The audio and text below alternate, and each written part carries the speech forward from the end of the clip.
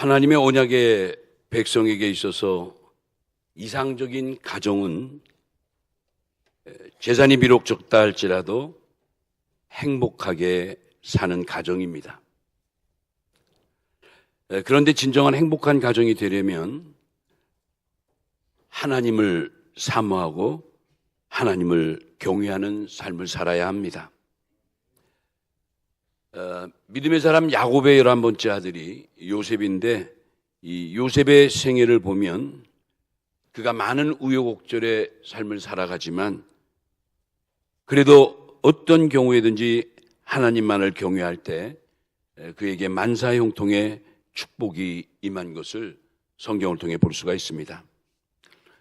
요셉이라는 인물이 아무리 고난을 받았어도 그가 오직 하나님만을 경외하게 하는 삶의 모습을 가질 때 하나님은 그 요셉이 가는 곳마다 또 그가 어디에 있든지 변함없이 하나님의 축복을 허락해 주셨다는 겁니다. 창세기 39장에 보면 이 요셉의 이야기가 자세히 나오는데, 그 창세기 39장 2절에서 3절을 읽어보면 이런 말씀이 있습니다.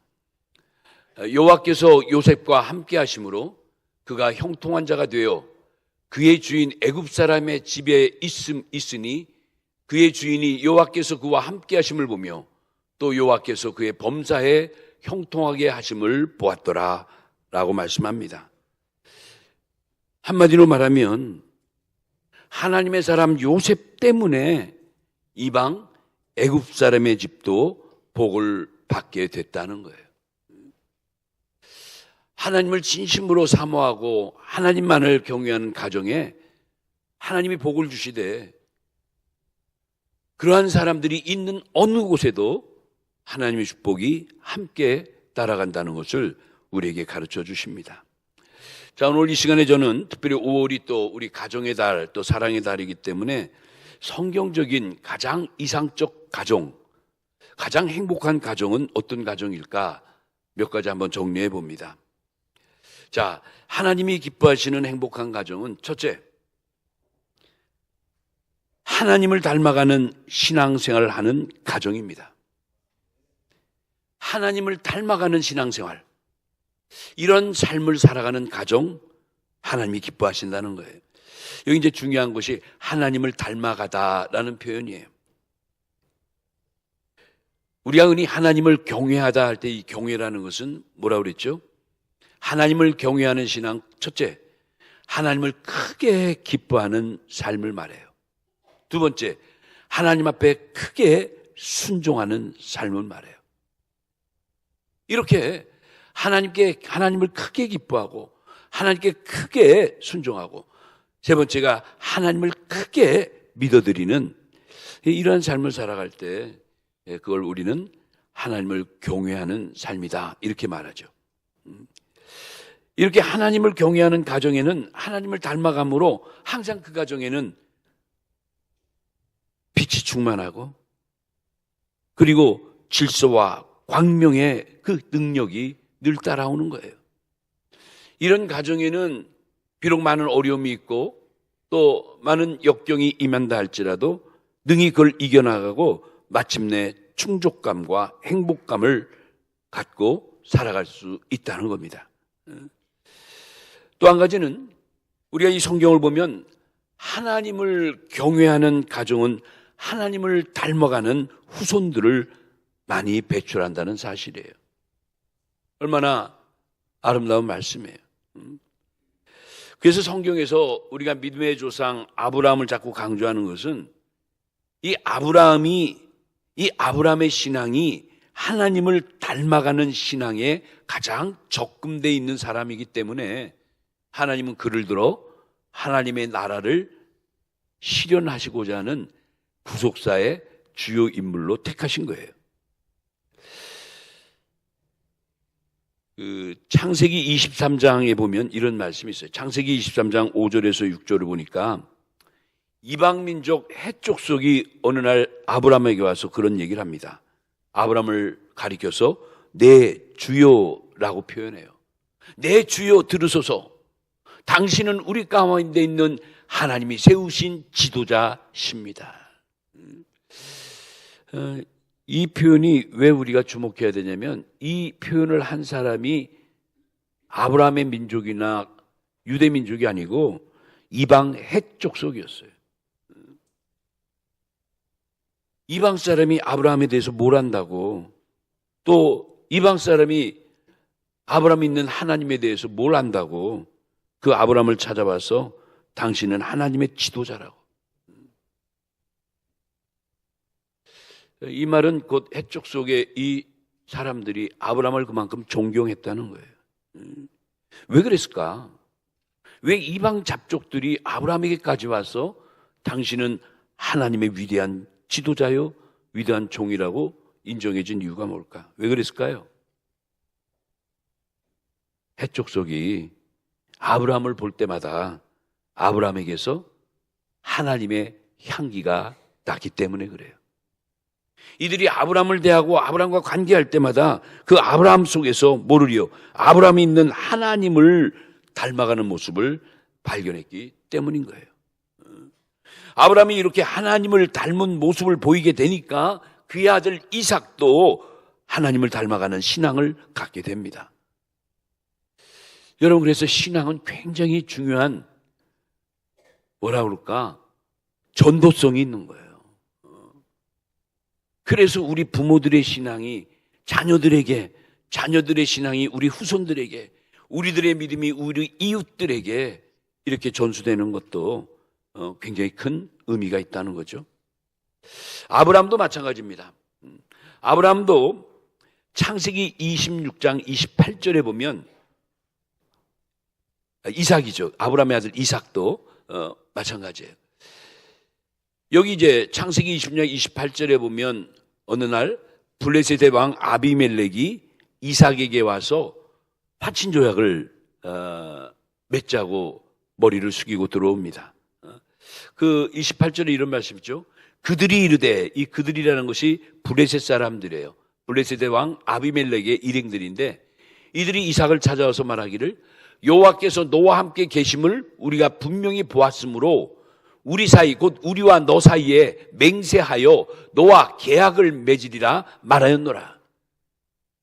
내용인즉 화친 조약을 맺자는 거예요. 여러분, 이게 어떻게 보면 참 말이 안 되는 거죠. 당시 이삭은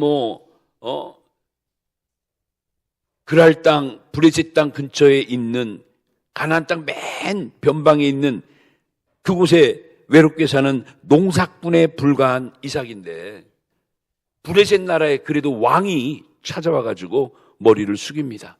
계약을 맺자 합니다. 싸우지 말자고 합니다. 선처를 베풀어 달라고 합니다. 여러분, 이게 말이 됩니까? 거대한 블레셋 땅의 왕이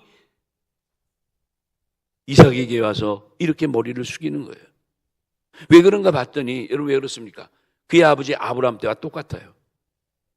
이삭이 그 아버지 아브라함의 그 신앙의 모습을 그대로 닮아가서 이삭도 하나님을 닮아가는 모습이 충만하니까 바로 옆에 있는 나라, 블레셋 나라 아비멜렉 왕이 이삭에게 와서 머리를 숙인 거예요. 이삭 개인이 두려운 게 아니라 이삭이 믿는 하나님이 두려우니까. 아셨죠? 하나님을 만난 이 이삭을 함부로 건드렸다간 이 가정에 함께하는 그 여호와 하나님이 건드리는 우리를 가만히 두지 아니할 것이라는 걸 알았기 때문에 아비멜렉이 어떻게 보면 위기감을 느낀 거예요. 하나님의 위엄이란 단어 있죠? 옆에 있는 아비멜렉이 이삭을 보고 하나님의 위엄을 느낀 거예요. 이 사람 함부로 건드리면 안 되겠구나. 그래도 이 가정하고 좋은 관계, 화친 조약을 맺어서 싸우지 말고 서로 도와가며 살아가는 삶이 낫겠다 해서 찾아온 거예요. 얼마나 아름다운 모습이에요. 이웃나라 왕도 이삭의 가정을 보면서 느낀 바가 있었던 거예요. 여러분, 이렇게 가정은 그 하나님 창조 세계의 절정입니다. 여러분, 이 가정이라는 게 너무너무 중요해요. 물론 성경의 최초의 가정은 하나님이 맺어주신 아담과 하와의 가정이죠. 창세기 2장 16절에서 25절에 나오는 에덴 동산 안에 아담 하와의 가정, 하나님 왜 이들에게 최초의 가정을 심어주셨을까? 제가 오늘 아침 일부 예배도 말씀드렸는데, 여러분, 하나님이 이 땅을 축복하기 위해서, 아니 하나님의 축복을 이 세상에 전하기 위해서 만들으신 두 개의 기관이 있어요. 이 두 개의 기관 외에는 하나님의 축복이 우리가 사는 이 땅에 들어올 수가 없는 거예요. 그런 의미에서 굉장히 중요한 두 기관이죠. 그 두 기관이 첫째가 교회고 두 번째가 가정이에요. 하나님은 우리가 사는 이 세상에 축복을 내려주실 때 뭘 통해서? 교회를 통해서. 뭘 통해서? 가정을 통해서 우리를 축복해 주시고 하나님의 복을 전해 주시는 거예요. 자, 이런 면에서 이 가정의 존재의 목적은 대단한 거죠. 이런 축복을 주시는 가정의 존재의 목적은 바로 하나님을 기쁘시게 함에 있는 줄로 믿습니다. 그런데 가정이 이런 존재의 목적이 분명하지 못하다면, 다시 말하면 그런 가정이 나침반 없이 자기 멋대로 행하는 모습을 갖는다면 하나님이 그 가정을 어떻게 보시겠어요? 아브라함은 우리가 믿음의 조상 이렇게 별명을 정해줍니다. 아브라함을 우리가 믿음의 조상 할 때 그 조상이라는 것이 뭐 우리의 혈통적인 선조, 우리의 혈통적인 뭐 선배 이런 의미보다도 여기에 믿음의 조상이라는 것은 원문에 보면 어떻게 보면 아브라함이 우리의 믿음의 본이 되다 할 때 우리 믿음의 모델, 우리들의 신앙의 본이 되는 아브라함이다, 이런 뜻이 믿음의 조상 아브라함이란 뜻이에요. 아브라함처럼 우리가 믿으면 되는 거예요. 그런데 이 아브라함은 많은 주변 사람들에게 하나님의 살아계심을 드러내는 삶을 살았죠. 하나님이 자기와 함께하는 그 믿음을 나타내는 가정을 꾸미고 살아간 거예요. 서두에 말씀드린 대로 그래서 아브라함의 가정은 하나님을 닮아가는 믿음의 가정이라 이렇게 말할 수 있다는 거죠.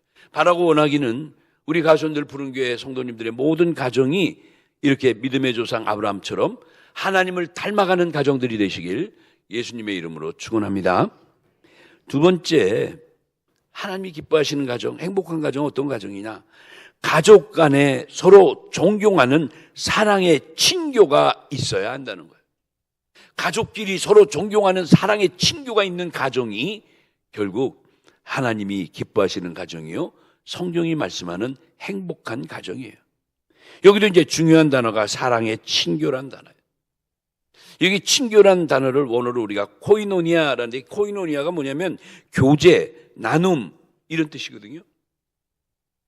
여러분, 우리가 가정을 꾸미고 아내와 남편, 자녀들, 손주들 이렇게 이제 가족을 이루고 있는데, 여러분 서로가 서로를 존경하고 그 안에 정말 사랑의 교제가 있습니까?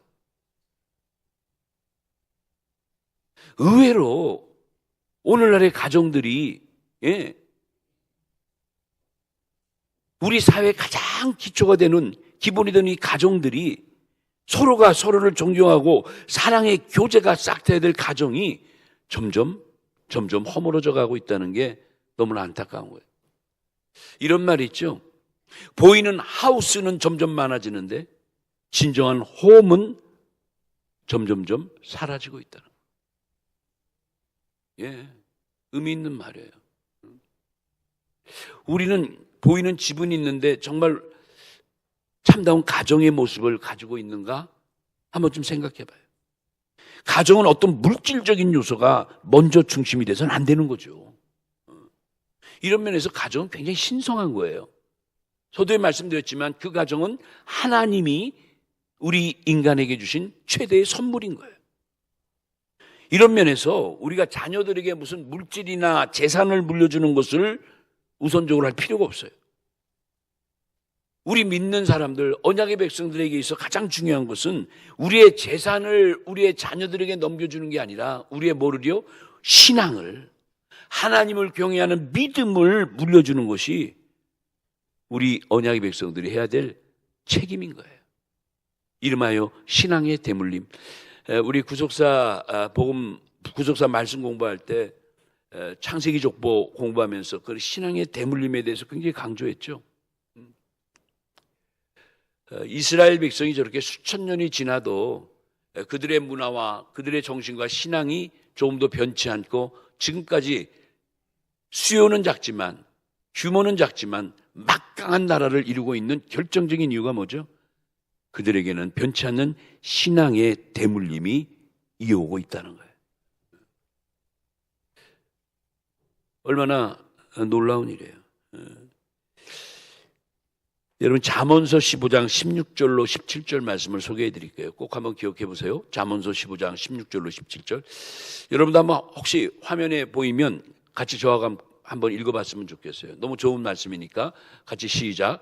가산이 적어도 여호와를 경외하는 것이 크게 부하고 번뇌하는 것보다 나으니라. 17절. 채소를 먹으며 서로 사랑하는 것이 살찐 소를 먹으며 서로 미워하는 것보다 나으니라. 할렐루야. 여러분 이 말씀에 동의하십니까? 네. 나에게 돈이 한 푼 없지만은 그래서 그냥 콩 한 쪽을 잘라서 나눠 먹는 이런 신세가 될지라도 그래도 하나님을 경외하는 가정이 오히려 크게 부자고 부족함이 없는 것처럼 살면서 오히려 번뇌하는 가정보다 낫다는 거예요. 채소를 먹지만은 그래도 가족 간에 서로 사랑을 나누며 사는 것이 아무리 비싼 무슨 한우 특급 고기를 먹고 사는 것보다, 그걸 먹고 서로 미워하고 사는 것보다, 갈등하고 사는 것보다 훨씬 더 행복한 삶이라고 말씀하는 거예요. 여러분 이 재물에도 성경에 보면 두 가지가 있어요. 재물. 하나는 근심이 없는 재물이 없고 하나는 근심 덩어리가 되는 재물이 있어요. 쉽게 말하면 우리가 돈을 강조하는데 오히려 돈 때문에 너무 많은 근심으로 너무 불행한 삶을 살아가는 사람이 있는가 하면 비록 소득이 적을지라도 하나님이 주신 그 재물로 오히려 근심이 없이 행복하게 사는 사람이 있다는 거예요. 이름하여 재물이 두 종류예요. 여러분 근심이 따르는 재물은 아무리 많이 갖고 있어도 많이 가지면 가질수록 힘든 거예요. 이걸 잘 분별하면서 우리가 재물도 취할 줄 알고 재물도 모을 줄 알아야 되지, 아무 재물이나 그냥 분별 없이 모으다가는 낭패를 보는 거예요. 여러분 재물 때문에 삶이 망쳐버린 사람이 얼마나 많습니까? 비록 가진 건 없지만 그래도 정직하게 살며 그래도 근심 없이 행복하게 사는 사람도 또 얼마나 많아요. 우리는 어떤 삶을 따라야 할까? 그렇죠. 어떤 분이 그래요. 목사님 저는요 재물도 많고 그 재물이 또 하나님이 다 근심 없는 재물로 주는 게 더 바람직한 것 같아요. 그러면 금상첨화죠. 여러분 중요한 게 가산이 적을지라도 행복한 가정은 공통점이 있다는 겁니다. 바로 그것이 가족 간에 서로 존경하고 또 사랑의 교제가 뜨겁게 일어나고 있다는 거예요. 그래서 잠언서 10장 12절에도 그런 말이 있죠. 잠언서 10장 12절. 사랑은 모든 허물을 가리우느니라. 사랑만 있으면 웬만한 허물은 다 덮어져요. 가정도 그렇고 교회도 그렇고 총회도 그렇고 모든 게 그런 것 같아요. 여러분 사랑이 넘치면 웬만큼 좀 실수해도 허물이 있어도 다 은혜로 넘어가요. 은혜로. 그럴 수 있어.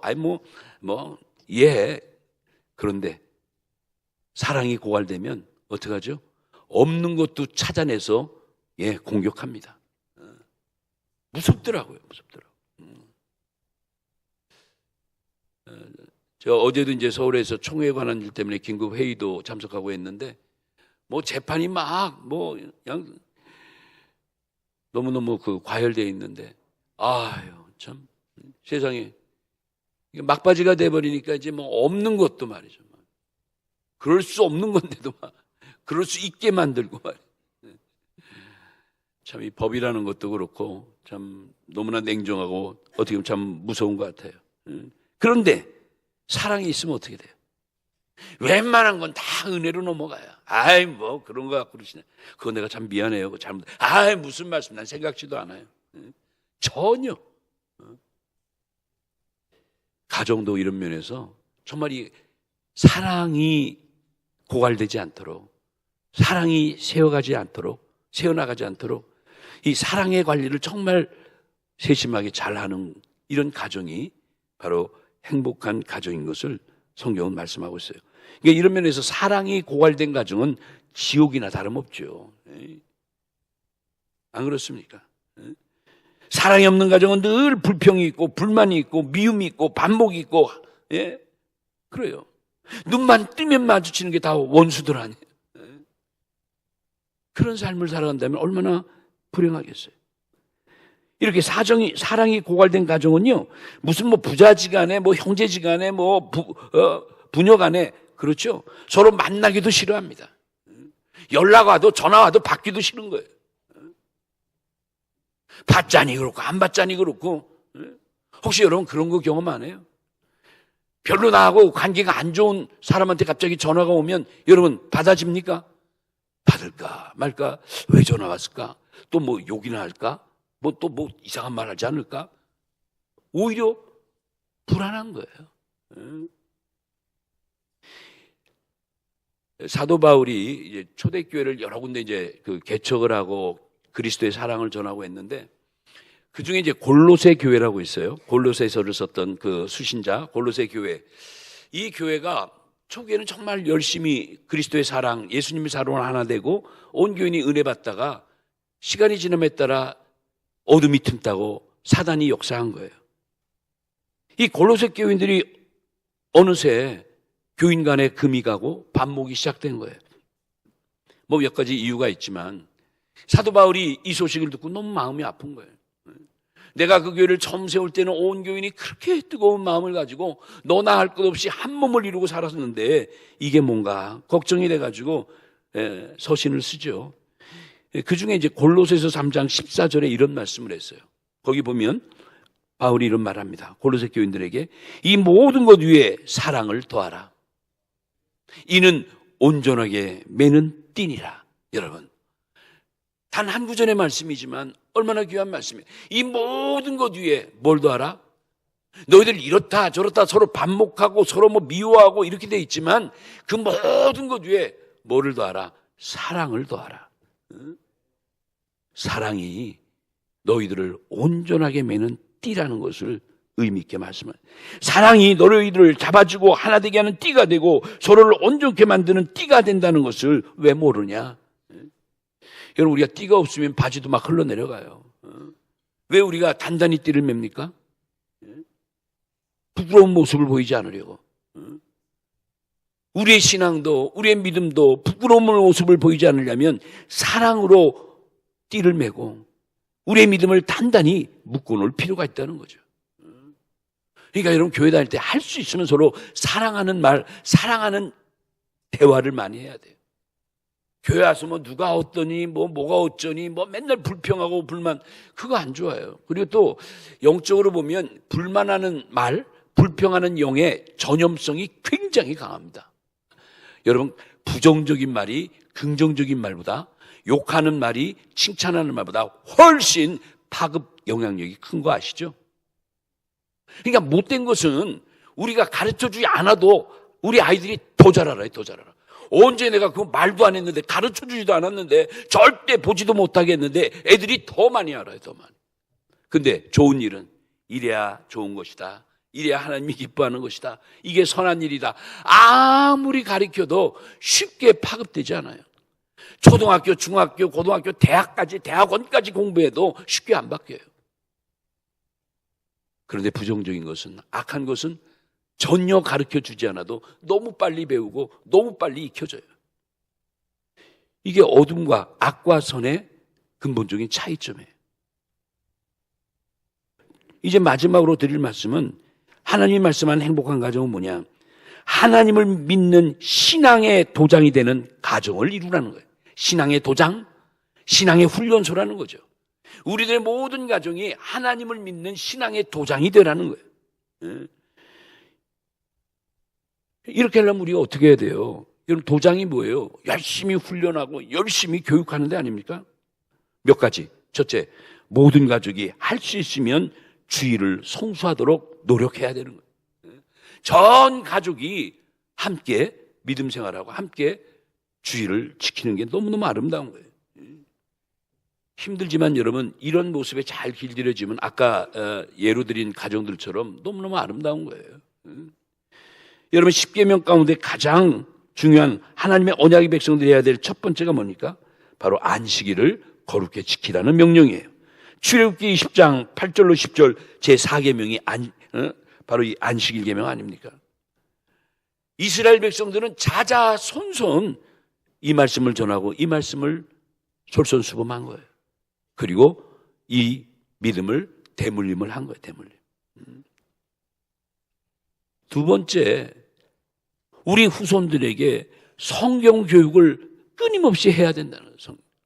우리 후손들에게 할 수만 있으면 하나님의 말씀을 열심히 전해야 된다는 거예요. 여러분, 열심히 아이들한테 장난감 사주고 손자에게 뭐 사주는 것도 있지만 이런 그 교회에서 한번 물어보셔서 성경을 쉽게 만화로 나온 이런 책들을 좀 구입해서 그런 것들 손주들에게 그를 막 깨우치는 자손들에게 가르쳐주면 얼마나 좋아요.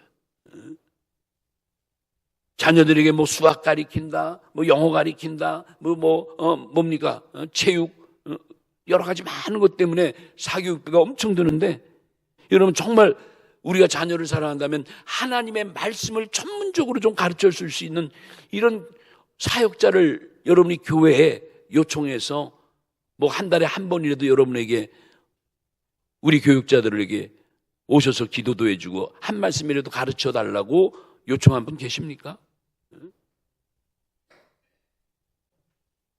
좀 우리가 다시 한번 생각해 봐야 돼요. 마지막으로 이런 가정에 꼭 해야 될 것, 지속적인 예배의 삶과 기도의 삶이 이루어져야 되는 거예요. 지속적인 기도와 예배의 삶이 진행될 수 있도록 우리가 그렇게 분위기를 이끌어 가야 된다는 거예요. 어려서부터 예배하는 모습들, 기도하는 모습들을 우리 후손들에게 자꾸 가르쳐야 돼요. 왜요? 가정이 바로 복음을 전하는 작은 교회니까. 그래요. 결론 맺을게요. 여러분, 바로 가정이 하나님의 복음을 전파하는 가장 작은 교회라는 거 꼭 기억하세요. 성경을 볼 때 이 교회의 시작이 다 가정이에요. 가정. 가정교회라는 단어가 있죠. 예루살렘에 있는 마가의 집, 예수님이 마지막 부활 승천하신 후, 부활하고 승천하시기 전에, 그렇죠, 모였던 그 장소, 또 최후의 만찬을 하셨던 그 장소, 그 마가의 집이 나중에 바로 초대교회 예루살렘 교회의 기초가 되잖아요. 이 말씀이 사도행전 1장 13절에 15절에 있어요. 여러분, 빌립보 알죠? 빌립보 도성 자주장사 누구예요? 루디오가 옷감을 팔아가면서도 자기 교회, 자기 집에서 말씀을 가리키고 하다가 결국 장소가 없으니까 자기 가정을 교회로 내놔서 생긴 교회가 바로 빌립보 교회예요. 이 말씀도 사도행전 16장 14절에 16절에 나와 있죠. 사랑하는 성도 여러분, 이제 말씀 마칠게요. 가정은 절대 사람이 중심이 돼서는 안 됩니다. 오늘 보면 시편 127편 1절에도 그 말씀 있잖아요. 여호와께서 집을 세우지 아니하시면 세우는 자의 수고가 헛되며 여호와께서 성을 지키시 아니하시면 파수꾼이 깨어 있음이 허사로다. 우리의 가정도 바로 우리 가정의 중심이요, 우리 교회 머리에 바로 우리 구주 예수 그리스도가 자정하고 계셔야 된다는 거죠. 우리의 가정의 참된 주인으로 우리 주님을 모실 때 바로 그 가정에 의미가 있다는 것을 알 수가 있는 거예요. 그러기 위해서는 첫째, 우리 모두가 다 하나님 말씀에 그 기초가 세워져야 된다는 거죠. 사랑하는 성도 여러분, 오늘 우리 이 말씀 가지고 이 가족의 달 가정의 달을 맞이해서 다시 한번 우리들의 모습을 돌아볼 필요가 있는 거예요. 어느 해보다도 금년부터 우리 모든 가족들, 이제 자식들이 결혼하니까 며느리도 생기고 사위도 생기고 손주들도 생기잖아요. 부지런히 전도할 대상이 생긴 거예요, 이제. 그동안 전도하지 못했던 거 하나님이 전도하라고 새로운 인물을 가정에 보내주신 거예요. 여러분, 그렇게 받아들여야 돼요. 그래서 할 수만 있으면 모임 때마다 그저 인간적인 중심의 모임이 되지 말고 그냥 먹고 마시고 뭐 그런, 물론 그것도 중요하지만 그래도 한마디라도 신앙적인 말을 전해주고 간증도 하고, 너무 또 무리하게 하는 것도 또 역효과니까 좀 지혜롭게, 부모된 입장에서, 어른된 입장에서 한번 간증도 좀 살짝 하고 말이죠. 하다못해 가장 가까운 교회라도 이렇게 권할 수 있잖아요. 오늘 이 말씀을 여러분에게 드린 것은 바로 우리의 신앙생활이 오직 예수 그리스도만이 우리의 주인 되고 우리 가정의 머리가 된다는 것을 확실하게 우리 모든 가족 구성원들에게 심어줘야 한다는 거죠. 그렇게 할 때 하나님이 우리에게 아까 요셉처럼 어딜 가든지 무엇을 하지 나 때문에 내 속해 있는 곳이 다 같이 복받는 그런 영광이 있다면 얼마나 감사한 겁니까? 그럴 때 우리들을 마지막 시대의 하나님의 구속사의 주역으로 축복해 주시고 큰 은혜와 축복으로 우리와 함께 하실 줄로 믿습니다. 이런 아름다운 가정, 이런 이상적인 가정을 이루는 우리 가수원들 푸른교회 모든 성도들 되시길 예수님의 이름으로 축원합니다.